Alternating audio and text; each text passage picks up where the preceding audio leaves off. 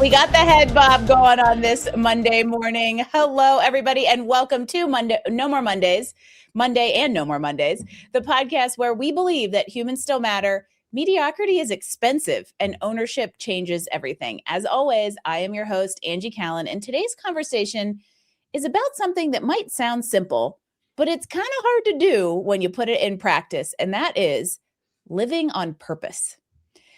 Not just thinking about what you want, but actually taking steps to design your life, your work, and your leadership around those goals and desires. And there's nobody better to chat this through with me than Kent Julian. He is a speaker, a coach, and founder of Live It Forward, and his work centers around a simple but powerful idea that most people don't lack vision. They lack the ability to implement and follow through on it. We all have a dream, but many of us struggle to move from dream to do. And what I love about Kent's perspective is that he doesn't just talk about success in terms of business or income, but about designing a life that actually aligns with what matters most to us. Sounds kind of familiar, doesn't it? Those of you who have read Scary Good, Discovering Life Beyond the Sunday Scaries. How's that for a shameless plug I didn't plan on? So today, let's get into this. We are digging into what it really means to live by design, not by default, and how to turn that clarity you may have into action in a way that takes a fleeting idea from dream to do. Kent, welcome to No More Mondays. Man, I feel like we should just close in prayer. That was good enough right there. We don't need to say anything more. Was that a good benediction? Yeah, that was good. Awesome. Great intro. I've been excited about this. So for those of you that are frequent listeners, you know I'm very fortunate to hang out in some communities with really amazing people who are willing to come here and talk to me on a recorded line and allow you to listen. The Thing is one of those communities. And Kent is from the Unconference, which is actually a cousin in a way of The Thing. So for those of you that have always loved hearing from people who I meet at The Thing, the Unconference is just a continuation of amazing conversations. And where I want to start with, Kent, is something that, as we were beginning to record, I filled Ken in on the fact that, like, literally in my book, I talk about design over default. And I think a lot of people out there may think they're being intentional, but if they really look at their life, their calendar, their habits, and their day-to-day, it may tell a different story. So I would love for you to kick us off by just explaining what living by design, not default, really looks like. Wow. That is we're gonna ease you into things around here. Yeah, that's such a huge well, the first thing I would say is it's a lifelong pursuit. And I get better at it the longer I live and the longer I pursue it. But it started way, way back, even making decisions when I came out of college. I won't get into the details, but I had coming out of college and having done a couple different works. One of the things you've got to do is you've got to always be intentional and always be paying attention to what you do well, what makes you come alive, how you best serve other people. And so coming out of college, I had 3 job offers. I had been working with a pool company and I almost got fired my first year as a 17-year-old, 16-year-old dumb lifeguard. Almost got fired. I listened to the boss, ended up being with that organization for 7 years and moved up from being a lifeguard to managing multiple pools. So that was one job offer. They literally said the company had grown from running 12 pools to 78 pools. And I knew this thing was going places. So they offered me one of the vice president's position. Chick-fil-A was interested in having me go through the I forget what they call it. It's not an owner. They probably had like a leadership training program. Store operator. I knew that was really financially a good thing to do. And then the third one was I had studied to be a youth pastor, and I had an offer to work bivocationally at a church where I was paid so low that I could have easily qualified for food stamps. I had to have another job to make it work. And that's the one I picked.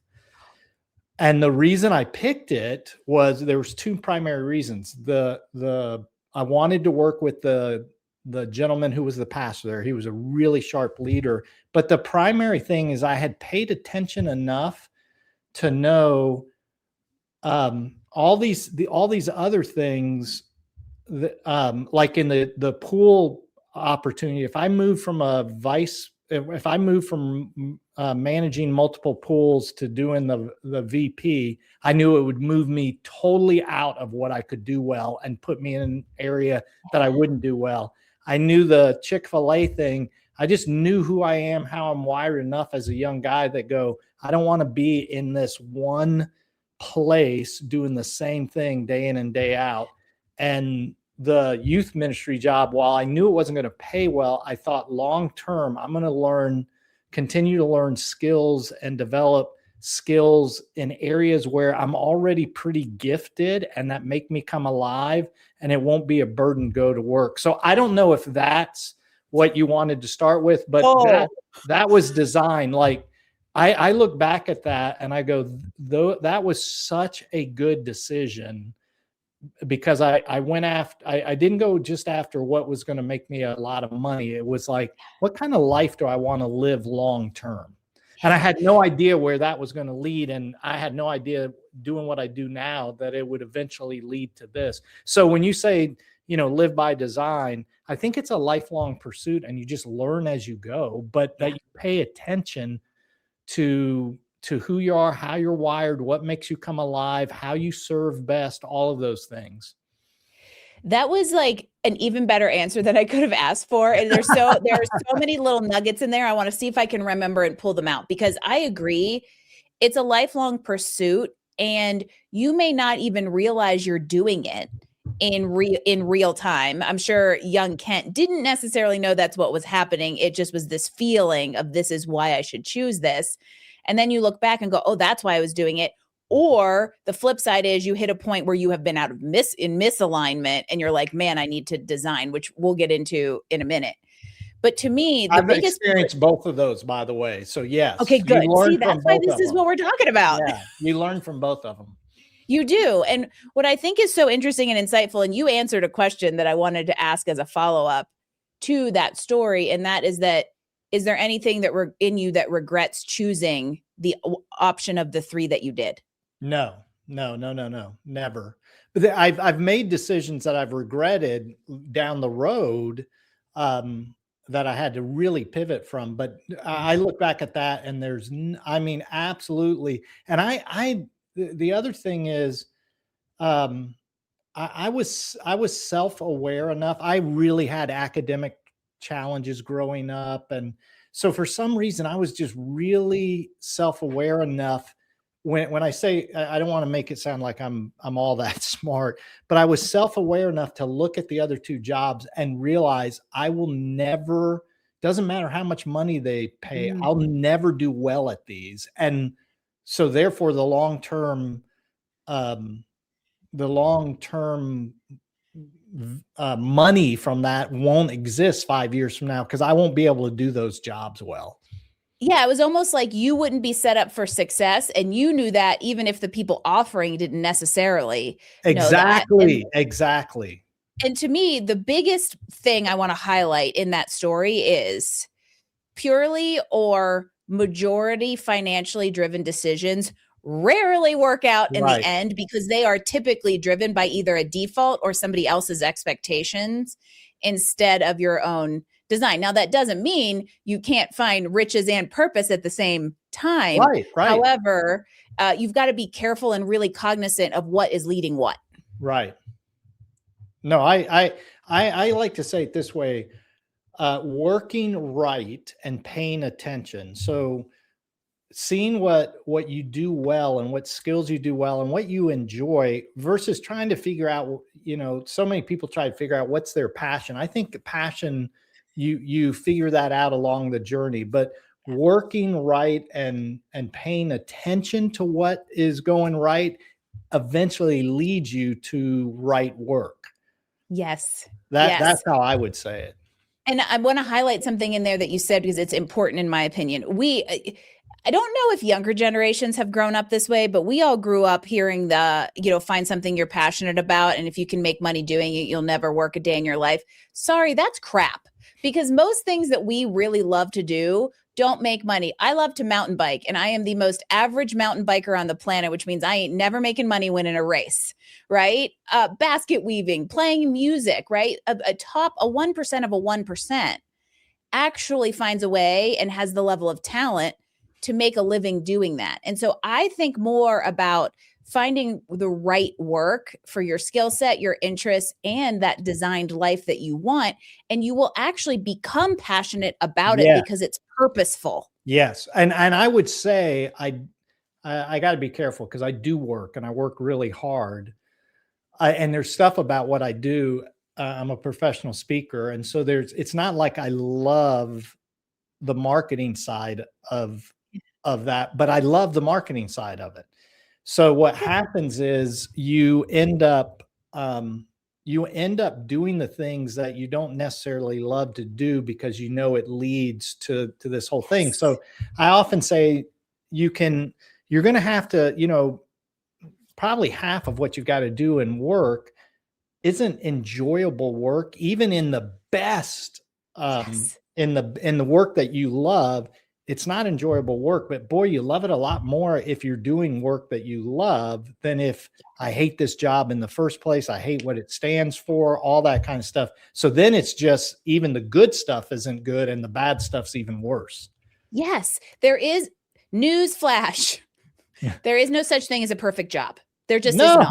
Whether you work for somebody or entrepreneurship versus employment, neither is better than the other. I feel that we tend to be wired one way or the other. Right. And even if you own a business, like you just said, there are things that we must do to support the bigger picture that aren't things that we love to do, but they're kind of, means to the end and necessary. And they become more manageable, more copable because we know why and what they end up supporting. That's a good way to say it.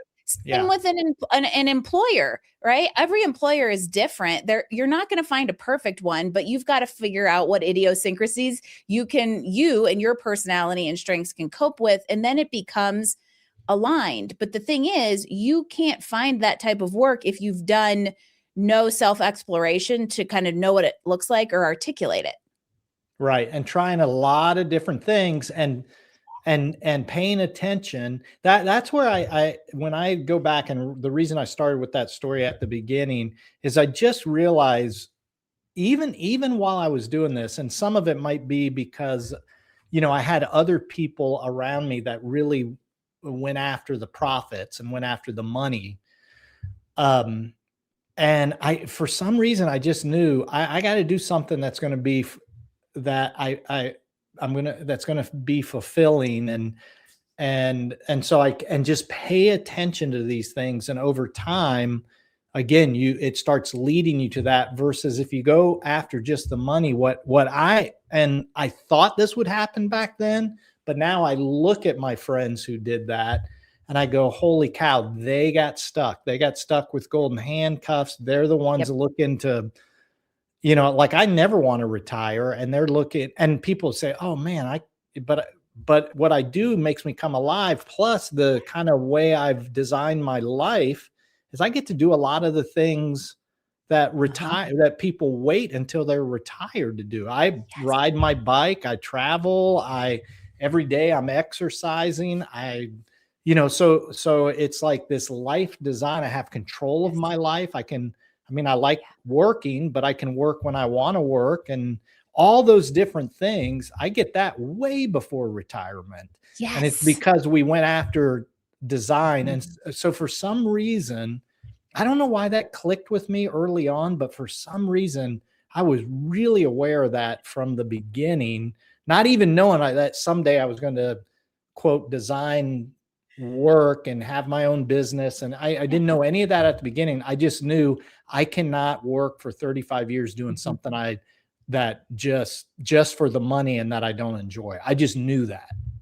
It's almost like you look back and you realize what you were doing. And for me, writing my book is where I had already realized, but where a lot came together, Yeah, because yeah. A I book will started do my that career. for you. It really is. It is the ultimate exercise in reflection. And for me, starting my career as an engineer was more informed by influence than something I was driven to do, because I really didn't have a specific drive. In hindsight, I realize is that because they don't teach entrepreneurship in Podunkville, Pennsylvania, right? And so I got to the point where there was something misaligned, and I started taking steps to align it. For me, that was run away to the mountains and move to Colorado, which is where a lot of things started to come together, because I did something I didn't realize I was doing in real time. And that was giving myself self access to a lifestyle and figuring out how to have work to support it. And it's essentially what you just talked Yeah. about, is the fact that, Interesting. yeah, we get to do things every day that people take a week of vacation to do once a year. And so it feels like you're putting off life to 62 and a half. But I feel like we live in a society and a time when that is no longer has to be the norm. But we still feel that friction between like the old way of working and this new level of control and design that we have. I'm curious if you see that too. Yeah, and let me go back all the way to it, since I didn't know I was going to start with those 3 job offers at the beginning. I But let me love that go that's where back. you started. Let me go back all the way to that, and to say one of the main reasons, when I say I knew this was going to allow me to use skills, etc. But one of the reasons, like when I went into the pastor, I wanted to be a youth pastor. This is back in the day where being a youth pastor was they called it a stepping stone to being a Yep. real pastor. So you would do it for 2 or 3 years and then you'd become a senior pastor. I never wanted, I literally, even when I went to college to get a degree in theology, I used to say to my professors, I'm never going to be a senior pastor. I just don't think that's going to happen. I'm not interested in it. I'm interested in being a youth pastor. And one of the reasons is because I struggled so much as a young person. But the other reason is, and my mom and dad were teachers. My dad was a teacher and a part-time, they called it back then, minister of music. It's like a worship pastor at a church. No entrepreneurial view at all. I mean, I didn't even know how to say, didn't even know that was a word back then. Never thought about going into business for myself, any of those kind of things. But I was self-aware enough of the 3 jobs that I said, this one as a youth pastor is going to give me a lot of flexibility of how I do the job.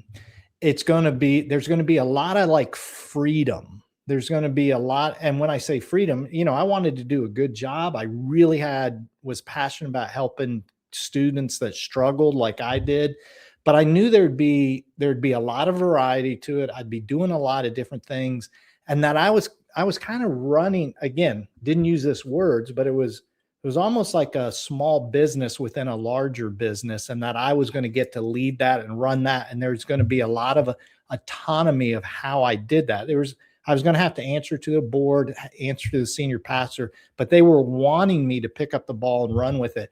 And so looking at the other jobs, that was, I mean, think about running a Chick-fil-A store. There, you got to do, I mean, yes, exactly. That is SOP City. Yeah. And so for me, that was the major, like, I just realized I'm not going to be able to do that pool thing, because now I'm going to all these 40 pools and troubleshooting and fixing equipment. I knew I wasn't going to do well at that. And what I had loved about the pool company before was I was managing 3 or 4 pools. I was coaching a swim team. There was all this variety. Yep. I was working with people. And again, it was this, there was a lot of autonomy. Like, I had built up enough trust. There was a lot of autonomy of how I did that. So though, all that to say, that's something I really, really valued from the beginning. And I really think that made all the difference, especially because if I would have gotten stuck in the other one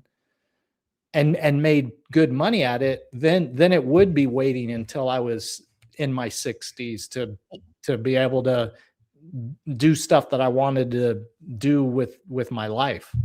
Yeah, and then you are stuck in the form of the golden handcuffs you Yeah. mentioned earlier. And I Yeah. think what you just said is a great point to you and I have, I would say, the similar benefit of some real-time awareness that then became hindsight of what we were really doing. Hmm. But we both mentioned the fact that we got to like those pivot points, right? So let's talk to somebody out there who's at a pivot point. Okay. Okay. Because I've had Right. a I want to couple. start talking about the transition from dream to do, right? So that's where I think, like you said, people get lost in the take action part. So they might know what they want. Maybe they've even thought it through. Maybe they've even said it out loud to somebody, but nothing's changing because they're in that gap between knowing and doing. So let's talk to that person. How does somebody start moving from dream to do?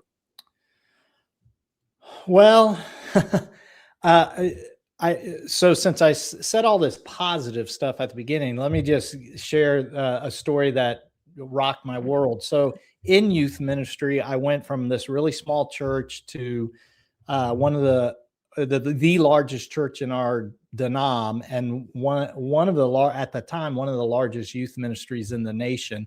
All that happened by the time I was 26. So I was kind of on a fast track from 22 to 26. And I had so much success there, and it really went to my head. Like I used to say, I will say I was the humblest cocky person there ever was, because I didn't realize I was cocky and I was arrogant. And so I was at that one church for 8 years, and that ended up leading eventually to me becoming the national youth director of a couple thousand churches. But there was a stop in between where I made a pivot and I went to another church, and where I had all this success in this one church, the next church I went to, I only lasted 9 months. It was a disaster.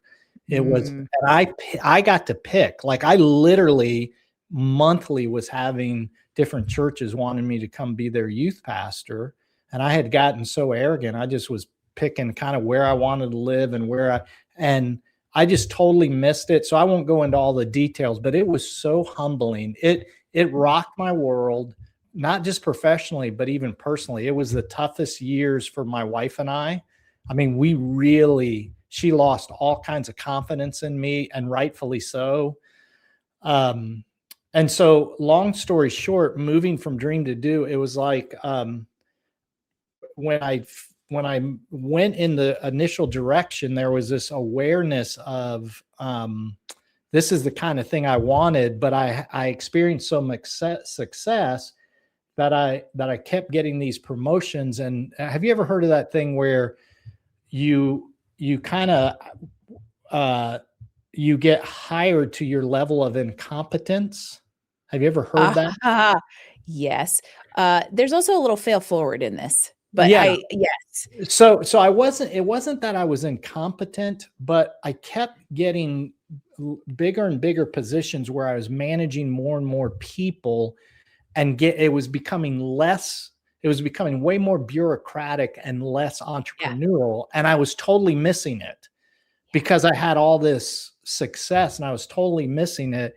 And it was after that crisis, when you talk about moving from dream to do and designing your life, it's after that crisis, I realized if I continue to stay in this, in youth ministry, number one, I don't think I can stay in it the rest of my life. And I knew I didn't want to, but by then I was thinking, well, maybe I will be a senior pastor. And that crushed that and said, no, that's not what you should be doing. You should be pursuing something more entrepreneurial. So for me, that's, again, when you're working right and paying attention, and when you're working wrong, paying attention, it will lead to the right work. So the next, after I got out of that position after 9 months and I was the national youth guy, I was wanted to do that job really, really well, but I took that job knowing this is probably the last thing I'm going to do in what would be called vocational ministry. And I was in that job for 7 years, and the first 3,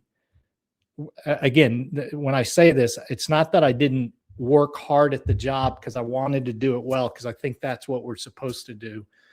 But the first year of doing that job well, the first 3 years was literally me just journaling and then thinking, what will the second half of my life look like? And then the next 3 to 4 years was, once I figured that out, and you can't rush that.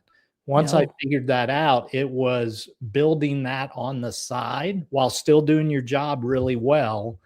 And that's what eventually leads to what I've been doing for the last 15 years, which has morphed during those 15 years. I didn't pay Kent to come tell that story, y'all, just so you know, because there's several points in there I think are important to highlight. One is the fact that in that 9 months of learning was not a failure. It was a learning experience. Oh, it was both though.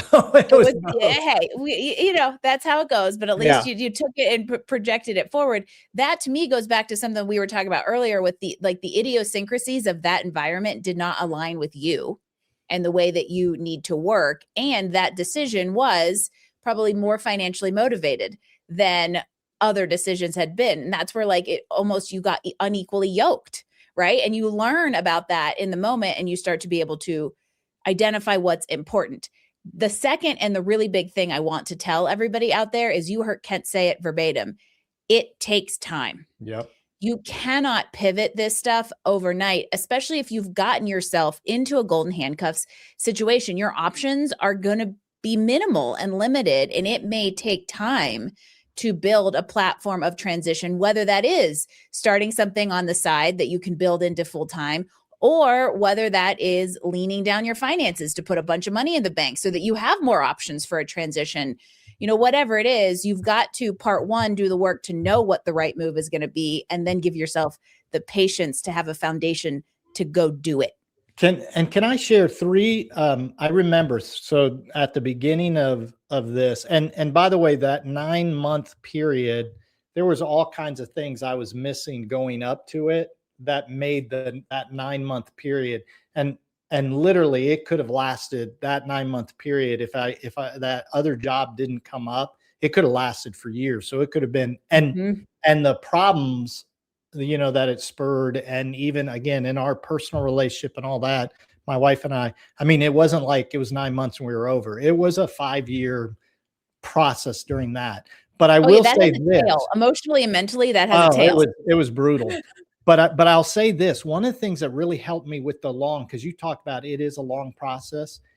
And in all when I'm working with people who are trying to start their own business, and it's like they can never get going, and they want it to have this guarantee that everything's going to work out.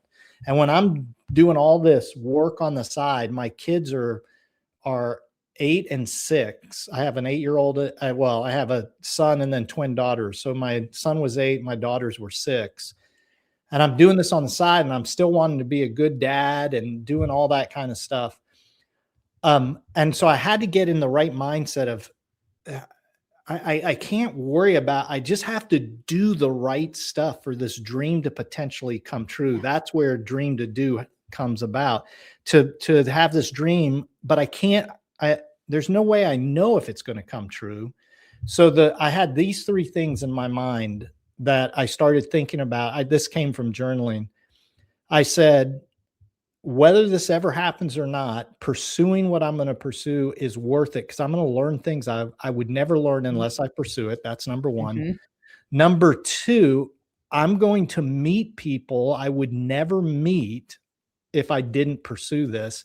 And for me, that's where I met Dan Miller, who was a huge person in helping me launch that. So I'm going to meet people that I would never meet if I didn't pursue this. And number 3, opportunities I can't even think of, whether it's the one that I want, that I think I'm pursuing, other opportunities would open up if I didn't pursue this. And that happened too. There was a huge publishing house and youth ministry speaking organizations that offered me a significant, in fact, they're in Colorado. They offered me a significant position, or they didn't offer it to me. They started talking about it. And I just said, yeah, I'm not interested, because by then my stuff was happening. But those 3 mindsets, all of them, I said, if what I want eventually never even happens, it's worth pursuing this and giving it 15 hours on the side and scaling back other parts of my life for those three things. Those are all good things. You learn things you'd never learn. You'll meet people you would never meet, and opportunities you can't even imagine are going to open up for you. And that was so valuable. And I try to share that with people now that are pursuing things that I like to pursue. And you can just tell when they're not getting it. And I would just tell you that easily 80% of people, they can't get that. In their mind, it has to be guaranteed, or I'm not going to pursue this. It's got to be guaranteed that I'm going to be able to do it. And I go, there's no, well, you did it, Kent. And I go, well, I didn't know when I was trying it that this was going to happen. Yeah. Yeah. There, and that's where, I'm a big proponent of human potential and the fact that we squander most of ours. Yeah. And what you just said to me is, what stands out there is there's a level of surrender that came into this. I don't know where I'm going. I'm going to trust myself and the message that I've been given to do this work, do the right work, and things will work out. Life can happen for you if you let it. Yeah. That's a great way to say it, that it's just going to work out somehow. For me, I was hoping it would look like what it did, but if it didn't, it was still going to be a win no matter what. I always said you got to look at it as like it's a no lose pursuit. You're not going to lose no matter what. Even if you don't get what you want, you're not going to lose this at this. Yes. And like you said at the beginning, to bring us full circle, it's a lifelong pursuit. Yeah. So some of that may change as you grow and get more information and understand even more about yourself. Life is iterative. What I believe holds people back from the taking a dream and doing it is this idea that it's got to be perfect. It's got to happen exactly this way I envision. It has to happen the way someone else expects. And we should all over ourselves to the point that we then just sit there and dream, right? Yeah. And a dream is just a wish your heart makes when you're fast asleep, people. It doesn't pay the bills. Dream. I often say, unless you do something about your dream, you dream it for a year, 5 years, 10 years, and it eventually becomes a nightmare. And there's a lot of people look back that wish, oh, I wish I would have done that. I wish I would have done that. And it's not that I don't have any regrets. I do. I like anybody, I have regrets, but overall, when it comes to, really pursuing the, work that I would end up loving and pursuing, a rich and full life, I go, man, I'm pretty satisfied with how this worked out. Even those bad low points, because those, like you said, they're learning opportunities. Yeah. Without them. Yeah. Life can happen for you if you let it. And in the process, you may just learn something you wouldn't have learned otherwise, meet some people you wouldn't have met otherwise, including the two of us sitting here today. Exactly. And opportunities you can't even dream of in the dream scenario may just be a step away. That's right. Kent, Julian, this has been a pretty amazing conversation. Thank you. I could do this for a while. This is fun. Yeah, you're a great host. Thank you, Angie. Oh, I appreciate that. That's a big honor coming from you, knowing how many stages you're on. Speaking of speaking, how do people find you and stay in touch with you, follow your wisdom, get you on their stage, all the things? Well, for people who book speakers, the website's kentjulian.com. But for people who are just looking for personal development and professional development, and just like individuals who are looking for that, they can find me at liveitforward.com. So those are my two sites. And everybody should want to live it forward. Yes. Speaking of live it forward, one of the things that we talk about here is just making sure we can be humans on purpose into the future. So as you think about the future and the fact that you're not ready to be done working, what's the future of work look like, and how do we stay humans while navigating it? Do you have like another hour? Yeah. For you, I've got 12 minutes. No. We both know Vincent. Have you read his posts recently? He's on fire about being only human. Yeah. So here, I'll just tell you this. Vincent Polisi, everybody. He is a previous guest. I will link his episode here in case you're morbidly curious to hear who we're talking about. He's a good friend. He's another one that I met. I mean, he and I really connected during that part of my journey. He was at the beginning, and I had just quit my full-time job and was doing my business totally on my own. So we really connected.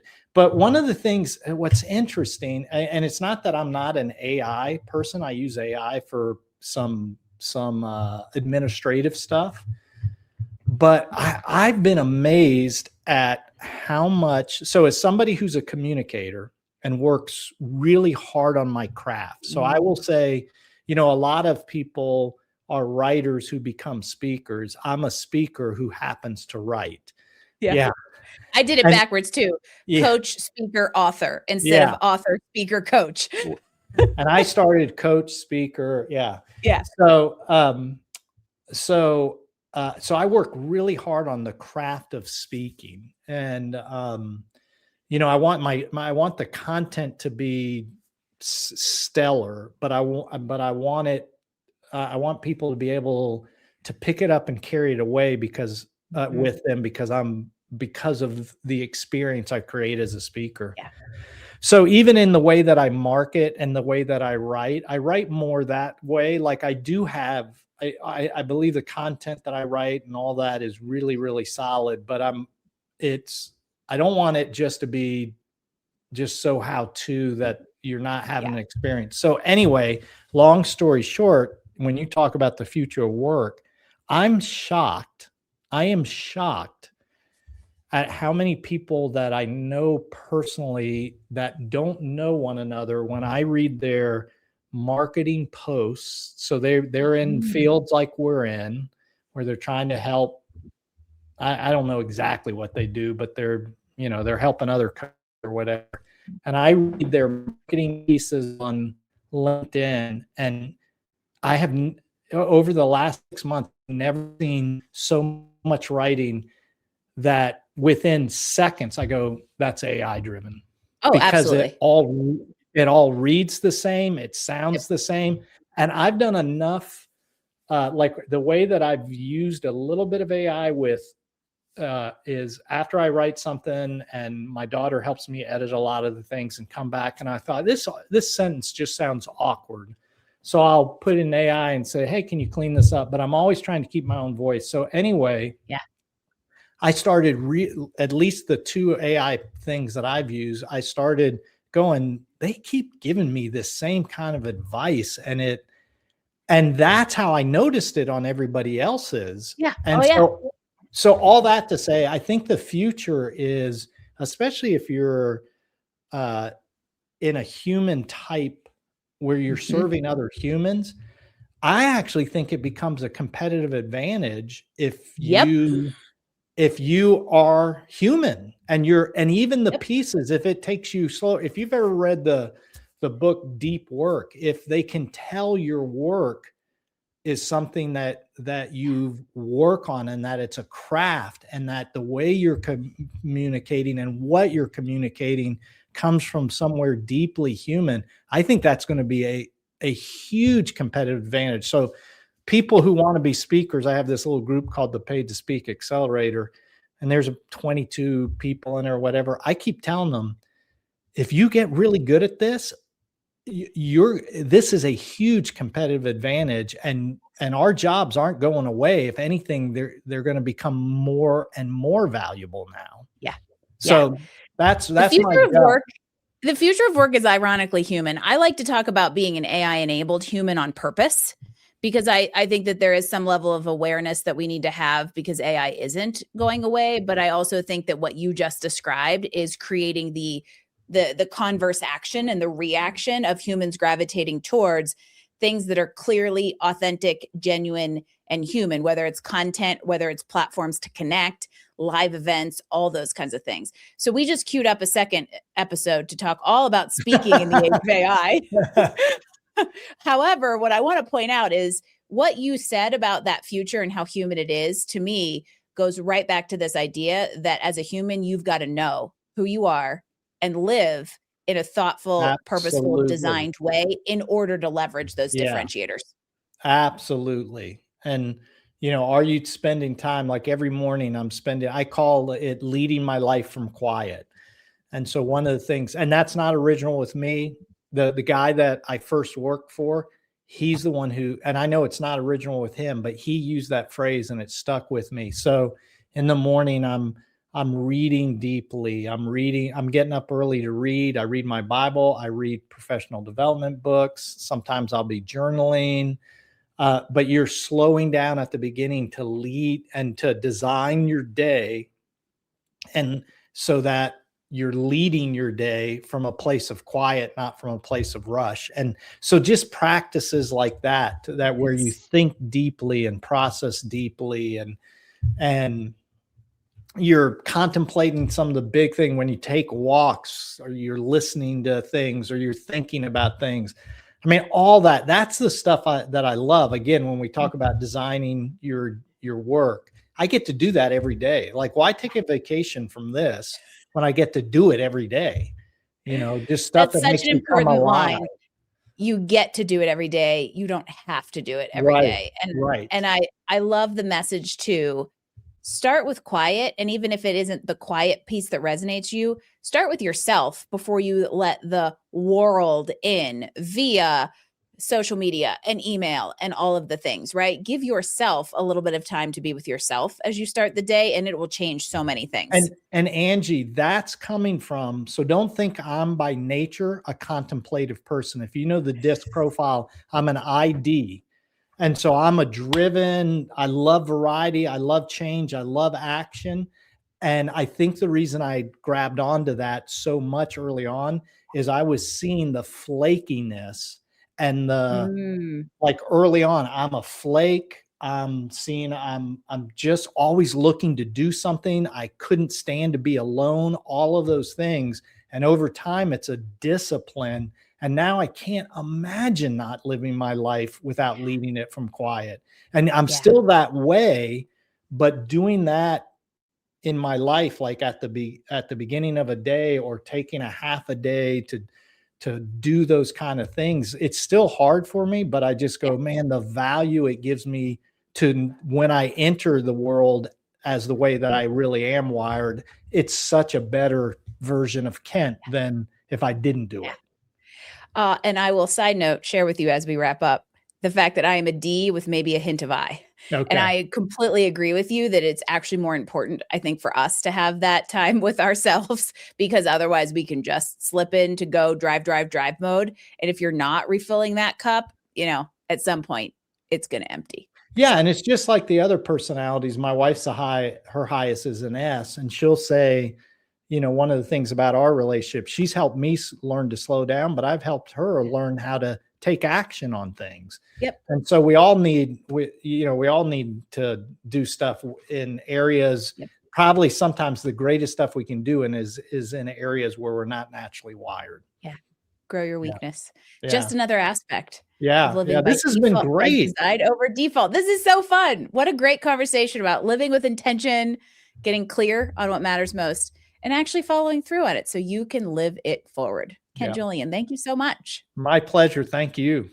I want to have like 12 more of these. And for all of you, if this conversation resonated as much as it feels like it did to me, share with somebody who needs it. Leave us a 5-star rating. It helps others see and hear this show, because Ken and I are out here trying to make an impact on you. That's part of the life that we've designed, to help you design yours. And if you are ready to take a little bit more intentional approach, don't forget, you can pick up Scary Good, Discovering Life Beyond the Sunday Scaries at a bookstore near you, or at scarygoodread.com. Until next time, here's to fewer Sunday scaries and no more Mondays.